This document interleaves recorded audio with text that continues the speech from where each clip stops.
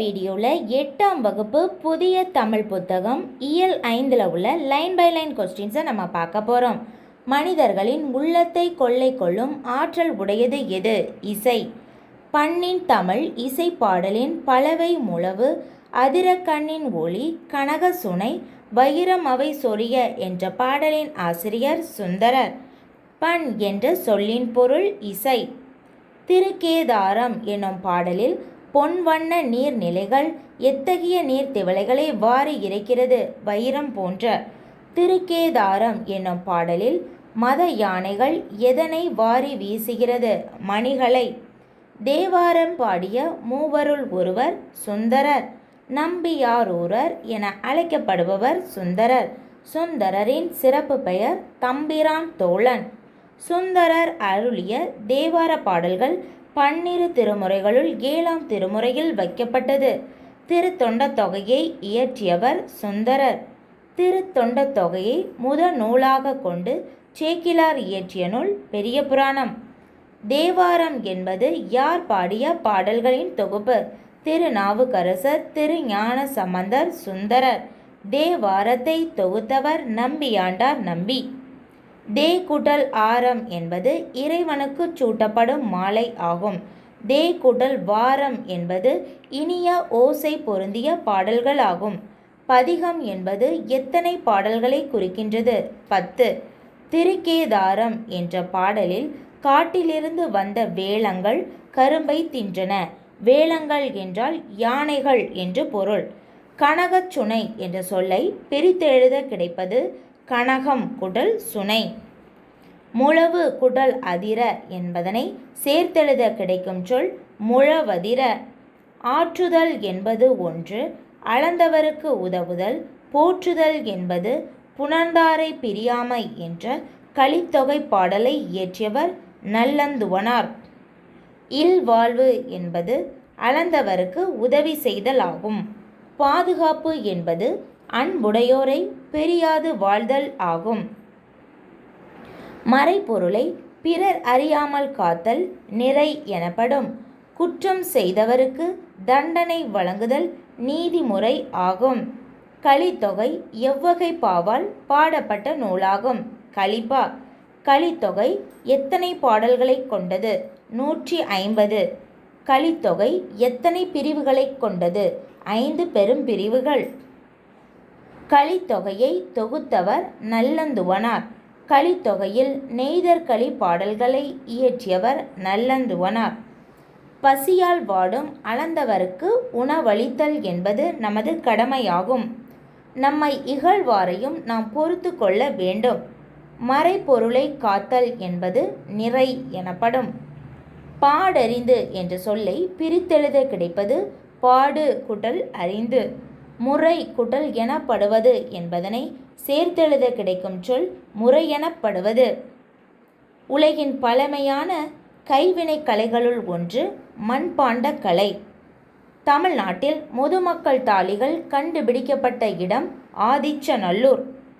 எந்த மாவட்டத்தில் உள்ள செம்பியன் கண்டியூரில் கலையழகு மிகுந்த மண்கலங்கள் கண்டுபிடிக்கப்பட்டன? நாகை. மதுரைக்கு அருகில் ஏராளமான சுடுமண் பொருட்கள் கிடைத்துள்ளன. அது எந்த ஊர்னா கீழடி. பானை செய்யும் சக்கரத்தின் பெயர் திருவை. பானை செய்வதற்கு களிமண்ணுடன் நாம் எதனை கலக்க வேண்டும்? மெல்லிய மணல் மற்றும் சாம்பல். பானை செய்தலை சொல்வது மரபு. பானை வனைதல் என்று சொல்வதுதான் மரபு. மண்பாண்ட கலையின் இன்னொரு வளர்ச்சி நிலை டெரகோட்டா எனப்படும் சுடுமண் சிற்பக்கலை. மூங்கில்களின் வகைகள் கல் மூங்கில், மலை மூங்கில், கூட்டு மூங்கில்.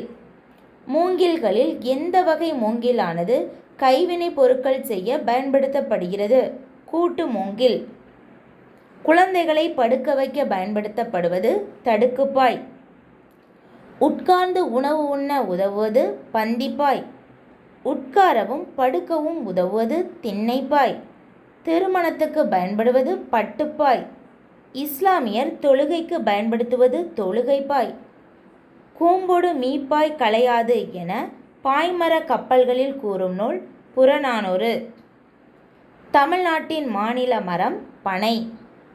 பனை மட்டையின் நாரிலிருந்து தயாரிக்கப்படும் பொருட்கள் கட்டில், கூடை மற்றும் கயிறு. பிரம்பு என்பது ஒரு வகை கொடி தாவரம் ஆகும். பிரம்பின் தாவரவியல் பெயர் கலாமஸ் ரொடான். தற்போது பிரம்பு எந்தெந்த இடங்களில் இருந்து தருவி காணப்படுகிறது? எந்தெந்த இடங்களில் அதிகளவில் காணப்படுகிறது? அதுதான் மீனிங். அஸ்ஸாம், அந்தமான் மற்றும் மலேசியா. பழந்தமிழ் இலக்கியங்களை பாதுகாத்து வைத்தவை பனை ஓலைகள். பானை வனைதல் ஒரு சிறந்த கலையாகும். அதாவது பானையை செய்வதற்கு பெயர் பானை வனைதல் என்று பொருள். மட்டுமல்ல என்ற சொல்லை பிரித்தெழுத கிடைப்பது மட்டும் கூட்டல் அல்ல. கயிறு கூட்டல் கட்டில் என்பதனை சேர்த்தெழுத கிடைப்பது கயிற்றுக்கட்டில். ஒரு சொல்லின் பொருளை அறிய பயன்படுத்தப்படுவது அகராதி. ஒரு பொருள் குறித்த அனைத்து விவரங்களையும் அறிந்து கொள்ள பயன்படுத்தப்படுவது கலைக்களஞ்சியம். நகை, அழுகை, வீரம் உள்ளிட்ட எத்தனை சுவைகளை வெளிப்படுத்தக்கூடிய கலையாக இசை பிறந்தது? 9 சுவை. இசை எத்தனை வகைப்படும்? 2 வகைப்படும். இசையின் வகைகள்: குரல் வழி இசை, கருவி வழி இசை. இசைக்கருவிகளை இசைத்து பாடல் பாடுவோர் பாணர்கள் ஆவர். நல்லியாழ் மருப்பின் மெல்ல வாங்கி பாணன் சூடான் பாடினி அணியாள் என்ற பாடல் வரி இடம்பெற்ற நூல் புறநானூறு. இசைக்கருவிகள் எத்தனை வகைப்படும்? 4 வகைப்படும். இசைக்கருவிகளின் 4 வகைகள்: தோல் கருவி, காற்று கருவி, கஞ்சு கருவி, நரம்பு கருவி. விலங்குகளின் தோலால் மூடப்பட்டு செய்யப்படும் கருவிகள் தோல் கருவி எனப்படும். தோல் கருவிக்கு எடுத்துக்காட்டு முழவு, முரசு. தந்திகளை உடைய இசைக்கருவி நரம்பு கருவி ஆகும். நரம்பு கருவிகளுக்கு எடுத்துக்காட்டு யாழ், வீணை. காற்றை பயன்படுத்தி இசைக்கப்படுபவை காற்று கருவிகள் ஆகும். காற்று கருவிகளுக்கு எடுத்துக்காட்டு குழல், சங்கு. ஒன்றோடொன்று மோதி இசைக்கப்படுபவை கஞ்ச கருவிகள் எனப்படும். கஞ்ச கருவிகளுக்கு எடுத்துக்காட்டு சாளரா, சேகண்டி. உடுக்கை, குடமுழா என்பவை எவ்வகை இசைக்கருவிகள்? தோல் கருவி. உடுக்கை என்பது இடை சுருங்கிய ஒரு கைப்பறை ஆகும். உடுக்கையின் உடல் எதனால் ஆனது? பித்தளை. உடுக்கையின் வாய்ப்பகுதி எதனால் பொருத்தப்பட்டுள்ளது? ஆட்டுத்தோல். உடுக்கையின் எந்த வாயின் மீது அடிப்பர்? வலது வாயின் மீது. பெரிய உடுக்கைக்கு தவண்டை என்று பெயர். சிறிய உடுக்கைக்கு குடுகுடுப்பை என்று பெயர். தில்லையில் நடனமாடும் நடராசனின் கைகளில் உடுக்கையை நாம் காணலாம். தண்டொடுக்கை தாளங்கை சார நடம் பயில்வார் என்ற வரியை இயற்றியவர் திரு ஞான சம்பந்தர். குடமுழா எத்தனை முகங்களை உடைய முரசு வகையாகும்? 5 முகங்கள். குடமுழா ஒவ்வொரு வாயும் எதனால் மூடப்பட்டுள்ளது? தோலினால். பஞ்சமகா சப்தம் என அழைக்கப்படும் இசைக்கருவி குடமுழா. குடமுழா எந்த வகை இசைக்கருவி? தோல் கருவி. காற்று கருவிக்கு எடுத்துக்காட்டு குழல், கொம்பு, சங்கு. குழலை எவ்வாறு அழைப்பர்? வேங்குழல், புல்லாங்குழல். குழலில் எத்தனை துளைகள் இருக்கும்? 7 துளைகள்.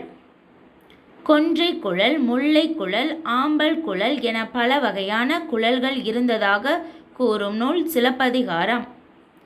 மூங்கில் மட்டுமின்றி எந்தெந்த மரங்களினால் குழல்கள் செய்யப்படுகின்றன? சந்தனம், செங்காலி, கருங்காலி.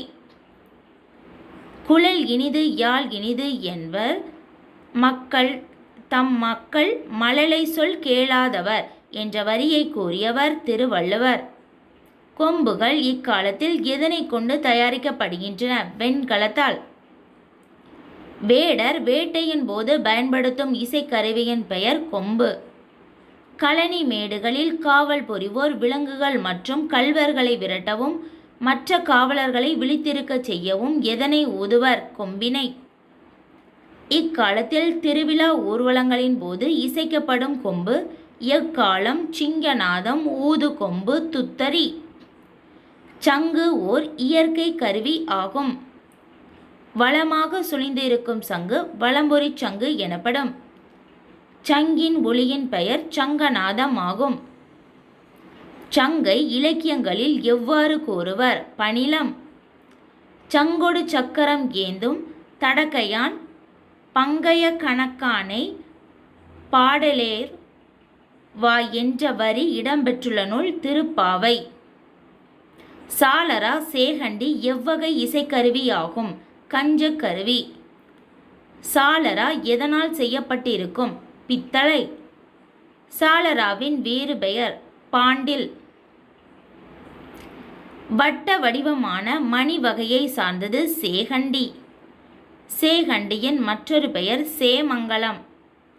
கோவில் வழிபாட்டின் போதும் இறுதி ஊர்வலத்தின் போதும் இசைக்கப்படும் கருவி சேகண்டி. பலா மரத்தினால் செய்யப்பட்டு விலங்கு தோலினால் கட்டப்படும் கருவி திமிலை. மணற்கடிகார வடிவத்தில் அமைந்த இசைக்கருவியின் பெயர் திமிலை. திமிலை பாண்டில் என்னும் பெயரினால் அழைக்கப்படுகின்றது. சங்கொடு தாரை தாளம் சங்கொலி முழங்கு பேரி வெங்குழர் பம்பை கண்டை நிமிலை தட்டி என்ற பாடல் வரி இடம்பெற்றுள்ள நூல் பெரிய புராணம். விலங்கு தோலினால் இழுத்து கட்டப்பட்ட கருவி பறை எனப்படும். பழங்காலத்தில் செய்திகளை தெரிவிக்க எதனை பயன்படுத்தினர்? கோட்பறை. பகைவர்கள் ஆணிரையை கவர செல்லும் போது எந்த பறையை முழங்குவர்? ஆகோட்பறை. பறை இக்காலத்தில் எந்த பெயரால் வழங்கப்படுகிறது? தப்பு. பறையை முழக்கி கொண்டாடும் ஆட்டம் எவ்வாறு அழைக்கப்படுகிறது? தப்பாட்டம். மத்தளம், முரசு, முழவு போன்ற இசைக்கருவிகள் எவ்வகை இசைக்கருவிகள்? தோல் கருவி. எல்லா இசைக்கருவிகளுக்கும் அடிப்படையானது எது? தாளம். மத்து குடல் தாளம் மத்தளம் என்று கூறியவர் யார்? அடியார்க்கு நல்லார். முதற் கருவி என்பது மத்தளம் ஆகும். மத்தளம் கொட்ட வரிச்சங்கம் நின்றூத முத்துடை தாமம் நிறை தாழ்ந்த பந்தர்கீழ் என்ற வரி இடம்பெற்றுள்ள நூல் நாச்சியார் திருமொழி. தமிழர்கள் போர் துணையாக கொண்ட கருவிகளுள் முதன்மையானது முரசு எனப்படும். பழந்தமிழ் நாட்டில் புழக்கத்தில் இருந்த முரசுகள் படை முரசு, கொடை முரசு, மண முரசு. தமிழ் மக்களிடம் 36 வகையான முரசுகள் வழக்கத்தில் இருந்ததாக கூறும் நூல் சிலப்பதிகாரம். இது தனியாகவும் கேட்கலாம். தமிழ் மக்களிடம் எத்தனை வகையான முரசுகள் இருந்தன? 36 வகையான என்று கூறும் நூல் சிலப்பதிகாரம். மாக்கண் முரசம் என கூறும் நூல் மதுரை காஞ்சி. ஒரே முகத்தை உடைய முரசு வகை முழவு. ஒரு பெரிய குடத்தின் வாயில் தோலை இழுத்து கட்டப்பட்ட கருவி முழவு எனப்படும். மன்னமை முழவு பற்றி கூறும் நூல் பொருநராற்றுப்படை. காலத்தை அறிவிக்க பயன்படுத்தப்பட்ட முழவு நாளிகை முழவு, காலை முழவு. காலை உனக்கிழிந்த முழவு மருள் பெரும்பழம் என்ற பாடல் வரி இடம்பெற்றுள்ள நூல் புறநானூறு. யாழ், வீணை போன்றவை எவ்வகை இசைக்கருவிகள்? நரம்பு கருவி. மிக பழமையான யாழ் பேரியாழ், செங்கோட்டியாழ். பேரியாழ் எத்தனை நரம்புகளை கொண்டது? 21. மீன் வடிவில் அமைந்த மகரையாழ் எத்தனை நரம்புகளை கொண்டது? 19. இது தனியாகவும் கேட்கலாம். மீன் வடிவில் அமைந்துள்ள யாழின் பெயர் என்ன? மகரையாழ். சகோடையாழ் எத்தனை நரம்புகளை கொண்டது? 14. யாழின் வடிவம் மாற்றமடைந்து பிற்காலத்தில் எவ்வாறாக உருவானது? வீணை. யாழ் போன்ற அமைப்புடைய நரம்பு கருவி வீணை. வீணையானது எத்தனை நரம்புகளை கொண்டது? 7. பரிவாதினி என்னும் வீணை எந்த பல்லவ மன்னன் காலத்தில் வழக்கில் இருந்ததாக கூறப்படுகிறது? மகேந்திரவர்மன். சொற்கள் பல தொடர்ந்து நின்று பொருள் தருவது சொற்றொடர் எனப்படும். இரு சொற்களுக்கு இடையே வேற்றுமை உருபுகளோ வினை, பண்பு போன்றவற்றின் உருபுகளோ மறைந்து வருவது தொகை நிலை தொடர் எனப்படும். தொகை நிலை தொடர் எத்தனை வகைப்படும்? 6 வகைப்படும். இரு சொற்களுக்கு இடையே வேற்றுமை உருபு மறைந்து வருவது வேற்றுமை தொகை எனப்படும். திருவாசகம் படித்தான் என்பதில் இடம்பெற்றுள்ள வேற்றுமை தொகை இரண்டாம் வேற்றுமை தொகை. அதாவது திருவாசகத்தை படித்தான் திருவாசகத்தை படித்தான். அதில் ஐ அப்படிங்கிற உவம உருவு மறைந்து வந்துள்ளது. இதனால் இது இரண்டாம் வேற்றுமை தொகை. தலை வணங்கு என்பதில் இடம்பெற்றுள்ள வேற்றுமை தொகை மூன்றாம் வேற்றுமை தொகை. தலையால் வணங்கு. சிதம்பரம் சென்றான் என்பதில் இடம்பெற்றுள்ள வேற்றுமை தொகை நான்காம் வேற்றுமை தொகை. சிதம்பரத்துக்கு சென்றான் கு அப்படிங்கிற வேற்றுமை உருவு மறைந்து வந்துள்ளது. மலைவீழ் அருவி என்பதில் இடம்பெற்றுள்ள வேற்றுமை தொகை ஐந்தாம் வேற்றுமை தொகை. மலைவீழ் கண் அருவி அது ஐந்தாம் வேற்றுமை தொகை. கண் அப்படிங்கிற உவம உருவு மறைந்து வந்துள்ளது. கம்பர் பாடல் என்பதில் இடம்பெற்றுள்ள வேற்றுமை தொகை ஆறாம் வேற்றுமை தொகை. கம்பரது பாடல்கள். மலைக்குகை இது பாருங்க, மலை வீழின் அருவி இன் அப்படிங்கிற ஓம உருவு தான் மறைந்து வந்துள்ளது. 150வது கேள்வி. மலை வீழ் அதாவது ஐ ஆள் கூ இன் அது கண் இதுதான் வேற்றுமை உருபுகள். இதில் ஐந்தாம் வேற்றுமை தொகை. இன் அப்படிங்கிற ஓம உருபு மறைந்து வந்தால் அது ஐந்தாம் வேற்றுமை தொகை. மலைவீழ் அருவி அதில் இன் அப்படிங்கிற ஓம உருபு மறைந்து வந்துள்ளது. மலைவீழின் அருவி. கம்பர் பாடல். கம்பர் அது பாடல் அப்படிங்கிற அது அப்படிங்கிற ஓம உருவு மறைந்து வந்துள்ளதுனால இது ஆறாம் வேற்றுமை தொகை. மலைக்குகை. கண் அப்படிங்கிற ஓம உருவு மறைந்து வந்துள்ளது. இதனால் இது ஏழாம் வேற்றுமை தொகை. அதாவது மலைக்கண் குகை அப்படிங்கிற பொருளில் வந்துள்ளது. ஒரு தொடரில் வேற்றுமை உருவும் அதன் பொருளை விளக்கும் சொல்லும் மறைந்து வருவது உருவும் பயனும் உடன் தொக்கத்தொகை எனப்படும். இரண்டாம் வேற்றுமை உருவும் பயனும் உடன் தொக்கத்தொகைக்கு எடுத்துக்காட்டு பால்குடம். மூன்றாம் வேற்றுமை உருவும் பயனும் உடன் தொக்கத்தொகைக்கு எடுத்துக்காட்டு பொற்சிலை. நான்காம் வேற்றுமை உருவும் பயனும் உடன் தொக்கத்தொகைக்கு எடுத்துக்காட்டு மாட்டு கொட்டகை. காலம் காட்டும் இடைநிலையும் பெயரச்ச விகுதியும் மறைந்து வரும் பெயரச்சம் வினைத்தொகை எனப்படும்.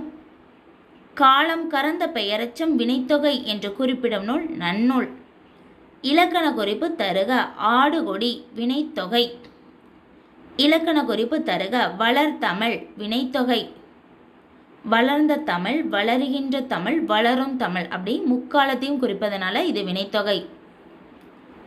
பண்பு பெயருக்கும் அது தழுவி நிற்கும் பெயர் சொல்லுக்கும் இடையே ஆன ஆகிய என்ற பண்புருவுகள் மறைந்து வருவது பண்பு தொகை எனப்படும். இலக்கண குறிப்பு தருக. வெண்ணிலவு பண்புத்தொகை. கருங்குவளை. இலக்கண குறிப்பு தருக.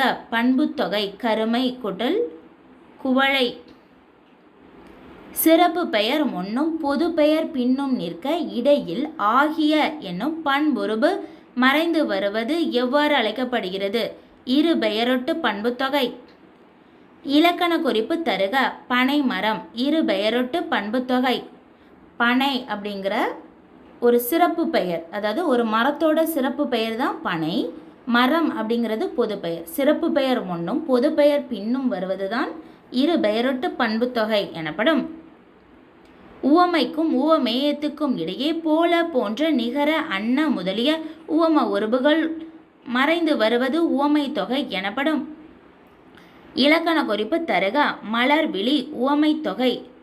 சொற்களுக்கு இடையிலும் இறுதியிலும் என்னும் இடைச்சொல் மறைந்து நின்று பொருளை தருவது உம்மை தொகை எனப்படும்.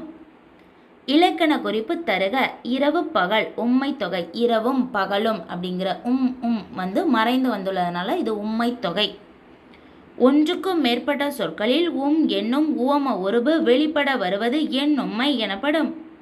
இலக்கண குறிப்பு தருக. பசுவும் கன்றும் எண்ணும்மை. எண்ணுறது மாதிரி வந்திருக்கு. பசுவும் கன்றும் அப்படி நம்ம எண்ணலாம், அந்த அளவுக்கு வந்ததுனால அது எண்ணும்மை.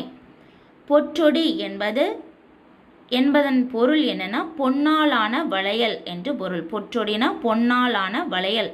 தொடி என்பதன் பொருள் வளையல். பொற்றொடி வந்தால் என்பது எந்த தொகை? அன்மொழி தொகை. வேற்றுமை, வினை, பண்பு, உவமை, உம்மை ஆகிய தொகைநிலை தொடர்களுள் அவை அல்லாத வேறு பிற சொற்களும் மறைந்து வருவது அன்மொழித் தொகை எனப்படும். உம்மை தொகைக்கு எடுத்துக்காட்டு தருக. தாய், தந்தை. தாயும் தந்தையும் அப்படிங்கிறது மறைந்து வந்துள்ளதுனால இது உம்மை தொகை. ஒரு தொடரில் இரு சொற்கள் வந்து இடையில் எந்த உருவும் மறையாமல் நின்று பொருளை உணர்த்துவது தொகாநிலை தொடர் எனப்படுகிறது. தொகாநிலை தொடர் எத்தனை வகைப்படும்? 9 வகைப்படும். எழுவாய் தொடருக்கு எடுத்துக்காட்டு தருக. மல்லிகை மலர்ந்தது. இலக்கண குறிப்பு தருக. நண்பா படி என்பது விழித்தொடர். ஒரு ஆளை விழித்தல் பொருளில் வந்ததுனால நண்பா அப்படின்னு கூப்பிடுற மாதிரி வந்ததுனால இது விழித்தொடர். சென்றனர் வீரர் என்பது எவ்வகை தொடர்? வினைமுற்று தொடர். பெயரச்ச தொடருக்கு எடுத்துக்காட்டு வரைந்த ஓவியம். வினையச்ச தொடருக்கு எடுத்துக்காட்டு தேடி பார்த்தான். வேற்றுமை தொகாநிலை தொடருக்கு எடுத்துக்காட்டு கவிதையை எழுதினார். இடைச்சொல் தொடருக்கு எடுத்துக்காட்டு மற்று பிற. உரிச்சொல் தொடருக்கு எடுத்துக்காட்டு சாலவும் நன்று. சால, உருதவ, நனிக்கூர்களி இது எல்லாமே உரிச்சொற்கள். அடுக்கு தொடருக்கு எடுத்துக்காட்டு நன்று, நன்று, நன்று. அடுக்கு தொடர் ஒரே சொல்லானது 4 முறை வரை அடுக்கி வரும். அதுதான் அடுக்கு தொடர். சொற்களுக்கு இடையே வேற்றுமை உருவு மறைந்து வருவது வேற்றுமை தொகை எனப்படும். செம்மரம் என்பது பண்புத்தொகை. கண்ணா வா என்பது விழித்தொடர். முல்லை நில மக்களாகிய ஆயர்கள் ஊதுவதில் வல்லவர்கள். எதனை ஊதுவதில்னா குழல். முல்லை நில மக்களின் இசை திறத்தினை பற்றி திருப்பதிகத்தில் கூறியவர் திருஞான சம்பந்தர். தொடர்களில் சில சொற்கள் இணையாக இடம்பெற்று பொருளுக்கு வலுவூட்டும். இதனை இணை சொற்கள் என்கின்றோம். இணை சொற்கள் எத்தனை வகைப்படும்? 3 வகைப்படும். இணை சொற்களின் 3 வகைகள் நேரிணை, எதிரிணை, செரியிணை. ஒரே பொருளை தரும் இணை நேரிணை. நேரிணை சொல்லுக்கு எடுத்துக்காட்டு பேரும் புகழும். எதிரெதிர் பொருட்களை தரும் இணை எதிரிணை எனப்படும். எதிரிணை சொல்லுக்கு எடுத்துக்காட்டு இரவு, பகல். இரவு, பகல் ரெண்டுமே ஆப்போசிட், அதனால எதிரிணை. பொருளின் செறிவினை குறித்து வருவது செரியிணை எனப்படும். செரியிணை சொல்லுக்கு எடுத்துக்காட்டு பச்சை, பசேல். நேரிணை சொல்லுக்கு எடுத்துக்காட்டு உற்றார், உறவினர். பொறுத்துக. பெயரச்ச தொடர் எழுதிய பாடல். வினையச்ச தொடர் பாடி முடித்தான். வினைமுற்று தொடர் வென்றான் சோழன். எழுவாய் தொடர் கார்குழலி படித்தாள். விழித்தொடர் புலவரே வருக. பொறுத்துக. கனகச்சுனை அப்படின்னா பொன் வண்ண நீர்நிலை என்று பொருள். சொல்லும் பொருளும். மத வேளங்கள் என்றால் மத யானைகள். முரளும், முழங்கும். பலவை முதிர்ந்த மூங்கில். பொறுத்துக. சொல்லும் பொருளும். அளந்தவர், வறியவர். செராமை, வெறுக்காமை. நோன்றல், பொறுத்தல். போற்றார், பகைவர். பொறுத்துக. சொல்லும் பொருளும். கிளை, உறவினர். பேதையார், அறிவற்றவர். மறாமை, மறவாமை. பொறை, பொறுமை. இனி பொறுத்துக. ஆங்கில சொற்களுக்கு இணையான தமிழ் சொற்கள். கைவினை பொருட்கள் கிராஃப்ட்ஸ். புல்லாங்குழல் ஃப்ளூட். முரசு ட்ரம். கூடை முடைதல் பாஸ்கட்ரி. பொறுத்துக. ஆங்கில சொற்களுக்கு இணையான தமிழ் சொற்கள். நிட்டிங் பின்னுதல்.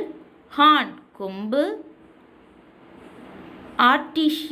ஆர்டிஸ்ட் இல்லைன்னா ஆர்டிஷன் கைவினைஞர்.